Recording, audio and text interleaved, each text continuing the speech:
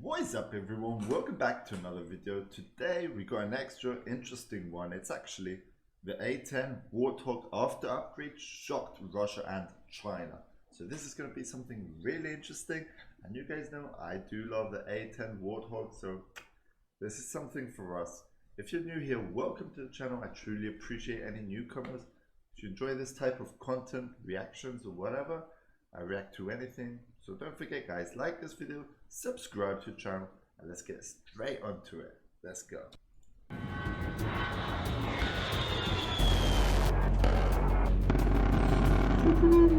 The A10 Warthog can fly with one engine, one elevator, half of its tail, and half of a wing missing. This aircraft simply cannot be shot down. Wow, it can literally fly with all those stuff missing from the plane. That is just mind-blowing, you know. In service since 1976, the Warthog has had a stellar almost 50-year career. And thanks to a long line of upgrades, it's not retiring anytime soon. At least not until the 2040s. And for good reason too.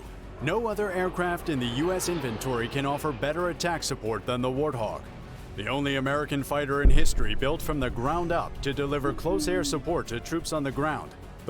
That is incredible, man. Incredible. The Warthog has saved more lives than most, and is the reason why many vets can smell their flowers today. Now, with Ukraine in need of air-based support to repel Russia's invasion, the A10 Warthog seems to be coming to the rescue once again, as it has done time and time again, after triumphing in quite an interesting development story.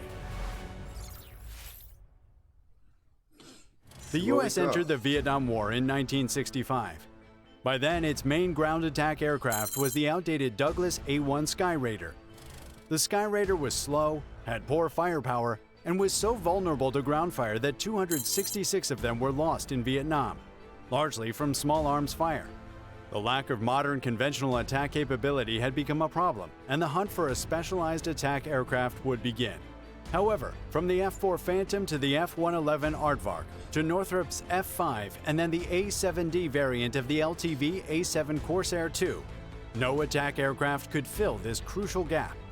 And so in 1966, 1 year after the US's entry into the Vietnam War, it was time for the Air Force to quit trying to repurpose already existing aircraft for new tasks, but instead create a dedicated one specialized in the much-needed close air support.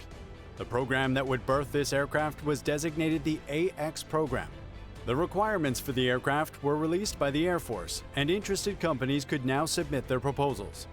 Of the 6 proposals sent in, Northrop and Fairchild Republic were selected to build prototypes. The YA-9A from Northrop and the YA-10A from Fairchild Republic were the prototypes, and they were in. All that was left was a fly-off between both aircraft, as there could be only one winner. Wow. Did you see all those missiles being released? Oh my god. Recognized that the better had to win for the sake of the troops at the front lines in need of reliable close air support. The YA-10A took to the skies and completely dominated the fly-off, meeting and surpassing the laid-down requirements.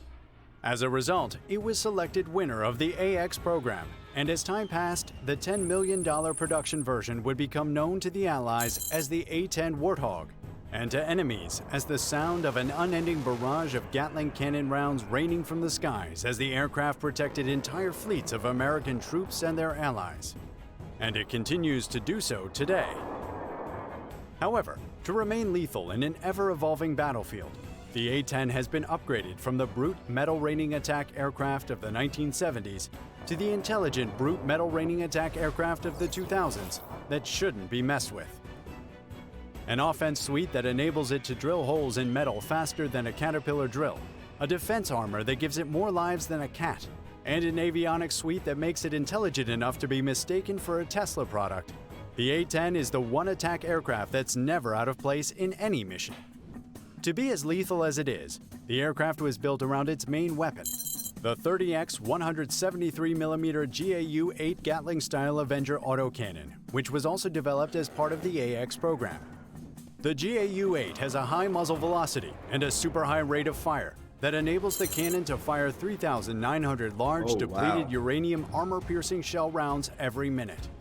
With the high precision of the aircraft's aiming systems and the vantage point of being in the sky, This hydraulically driven 7-barrel rotary autocannon is enough to Look at that view of the pilot actually driving and shooting. That must look so cool, man, being there live. round up an entire army of enemy infantry, armored personnel carriers, and tanks in minutes.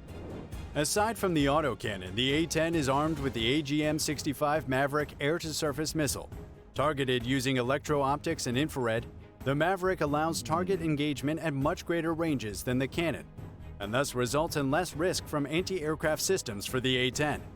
In addition to these weapons, the A10 has been upgraded to wield a plethora of newer weapons, including cluster bombs, Hydra 70 rockets, GPS and laser-guided Oh wow, that looks like a cool weapon, man. bombs, such as the GBU-39 small-diameter bomb, Paveway series bombs, joint And look at the size of those. It's bigger than an actual person. direct attack munitions, wind-corrected munitions dispenser, AGM-154 joint standoff weapon glide bombs, and AIM-9 Sidewinder air-to-air missiles. For electronic warfare, the A-10 has been upgraded to fly with an ALQ-131 electronic countermeasures pod. The A-10 backs this impressive offense with just as impressive defense. After all, being so close to the battlefield grounds is sure to attract constant fire from anyone that's got a weapon. To handle this fire, the A-10 is battle-hardened to an exceptional degree. Approximately 6% of the aircraft is heavy armor, enabling the aircraft to survive direct hits from high explosive and even armor-piercing projectiles. It has double redundant hydraulic flight systems and a mechanical system as a backup in case hydraulics are lost. In fact, if an engine, one elevator, half of its tail, and half of its wing are all lost, the A-10 stays flying, and with sufficient control for the pilot That is incredible. to return to base. So, attacking the plane's exterior is an unlikely way to take it down. And to protect the interior, the A-10's cockpit and parts of its flight control systems are protected by a lavish 1,200 pounds of titanium aircraft armor, referred to as the bathtub. The interior surface bathtub directly exposed to the pilot is covered by a multi-layer nylon spall shield to protect against shell fragmentation. As a result, the bathtub can withstand strikes from 23mm cannon fire and some indirect hits from 57mm shell fragments. The aircraft's front windscreen and canopy are also designed to resist fire, particularly small arms fire, as that's what's most likely to hit them when the A-10 angles towards the ground to take out enemy ground troops. To prevent the attacks from the ground troops from hitting the aircraft's fuel system, all 4 fuel tanks are located near the aircraft center and are separated from the fuselage. This way, projectiles would need to first penetrate the aircraft's skin before reaching a fuel tank's outer skin. Most fuel system components are located inside the fuel tanks to benefit from this protection and to prevent fuel loss from component failure. This setup almost completely eliminates small arms fire as a threat. Still, there's more protection for the tanks. Reticulated polyurethane foam lines both the inner and outer sides of the fuel tanks, retaining debris and restricting fuel spillage in the event of damage. All engines are also shielded from the rest of the airframe by firewalls and fire extinguishing equipment. In a worst-case scenario event where all 4 main tanks are lost, 2 self-sealing sump tanks contain fuel for 230 miles of flight, likely enough to fly the aircraft back to base. Overall, the A-10 is almost impossible to shoot down thanks to these automatic defense setups in place. And Wow, these things are just, I don't know, man. They are insane. No other words to explain this, but wow. the fact that the aircraft is more often on the attack as it picks up threats far sooner than threats can spot it. This early sensing is thanks to an intelligent avionics suite that feeds today's A-10s with all the relevant information about the battlefield in real time. These avionics include the remotely operated video-enhanced receiver to provide sensor data to personnel on the ground, a missile warning system, an ALQ-184 ECM pod that works with the missile warning system to detect a missile launch and figure out which vehicle the missile came from, and then issues the appropriate fiery response. The A-10 is also fitted with a PAVE Penny laser receiver pod, which receives reflected laser radiation from laser designators to allow the aircraft to deliver laser-guided munitions, an inertial navigation system, a low-altitude safety and targeting enhancement, which provides computerized weapon aiming equipment, and a ground collision warning system. It's an infinite list of avionics with the A-10, And these avionics, combined with the aircraft's armor, armament, and overall lethality on the battlefield, is why everyone wants the US to send the A-10 to Ukraine to repel Russia. Ukraine has continued to ask for attack aircraft from NATO. With the American A-10 being the best attack aircraft there is, it's not much of a debate what attack aircraft Ukraine needs at this point. And the US military seems to be willing to Look at the holes in the tank, man. share, although they had never shared the A-10 with any other country before. When asked if the US could give the A-10s to Ukraine, the Air Force Secretary, Frank Kendall, said the US is open to discussions with Ukraine on what their requirements are and how the US might be able to satisfy them. Regarding whether or not the A-10 will arrive in Ukraine, the world will have to wait and see.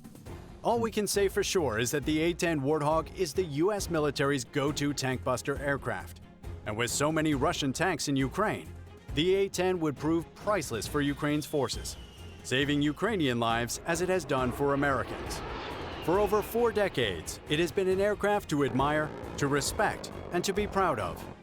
And the best way to show you're proud of it is by subscribing to this channel and giving this video a like. That would be all for this video. Wow, that is insane. Like, come on, guys. Literally, those things are amazing. Let me know your thoughts on this in the comments below. I absolutely loved it. And let me know what other videos you guys would like to see. If you haven't liked this video already, like this video, subscribe to the channel, and we'll see you on the next one. Peace out.